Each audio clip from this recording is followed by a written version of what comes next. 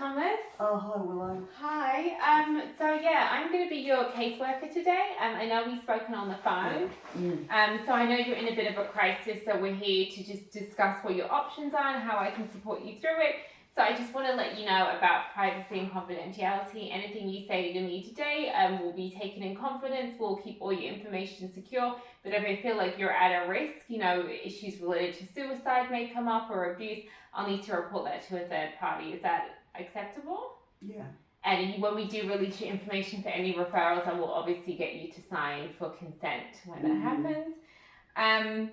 If you just want to, I know we spoke on the phone as I said previously, but if you just want to share your story with me today and explain why you're here. I know you've been feeling quite overwhelmed really recently. Yeah, I had an accident at work a couple of years ago. Okay, yeah. And that's created a lot of problems. So, I was packing up chairs after the day had finished and tripped on a mat. Okay, yeah. And, fell and, and had a severe injury from that. So, of course, that left me without income. So I lost my house and just a lot of different things happened. And where are you at now? How are you getting a roof over your head? I'm just from house to house with friends and hoping that I don't get too sick of me. I'm sort of couch hopping, Because I know you told me on the phone you were on workers' compensation previously, but that's ended now? That's ended now because this accident happened a couple of years ago. Yeah, so we may need to look into getting you some more financial support. So you're on Centrelink benefits? Yeah. Yeah, but obviously you want to increase your income so you can get more secure accommodation eventually. That's right, yeah, you can't get much on accommodation and can't live too well on just that. So you're back and you feel like this is a long-term issue for you? Yeah, we need to maybe put some interventions in place to help you support that. And you told me you have no family in this state? No, they're in a different state. Okay. And so I just want to talk to you about because we're just doing an intake assessment right now. Do you have any thoughts relating to suicide? There have been times when I felt like just, driving and going off and starting a new life somewhere, but that's not going to solve the problem. So it's more vague. You just feel like you want to start over, not so much as you feel like you wanted suicide or kill yourself. It just feels like a losing battle at the moment, And I know previously you told me that one time you had ended up in the emergency department because you drank too much due to a breakdown of a relationship. Do you feel like maybe that's the way you cope and you manage stress? Yeah, it wasn't always the way I coped, but I started drinking because of the pain and that sort of thing. And you think it's a build-up of stresses? Yeah, because that incident happened as an end of a relationship with a girlfriend. And I drank too much and got alcoholic poisoning, and so it's just. Okay. So do you feel like you have any self-harm issues as well? Do you have any self-harm? No, not really. No, not to speak of. Okay.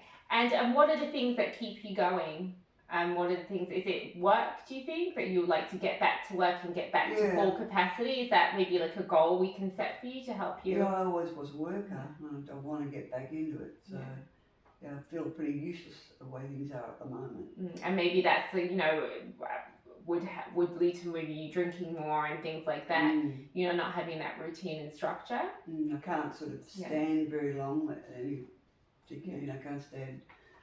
Even if I sit, I'm still uncomfortable. When I'm standing, I'm uncomfortable because in the industry that I worked in, there was a lot of that standing. And so we might need to look for a job employment agency. We could find you different kinds of work that's not going to be so stressful on your back and things like that. So just to clarify, are you thinking of suiciding or having any suicidal thoughts? No. Okay, let me just write that down. That's good to know. So basically, we just want to put interventions in to address your needs. So definitely, maybe we can look for a job seeker or an employment agency, get you back to work. It could be maybe not in hospitality, but somewhere that can modify the workplace to kind of suit your injury or your needs. Yeah, any help would be good. Yeah, let me write this down. And I'm thinking as well, you know, so you haven't, it sounds like you got the injury and then you signed off work.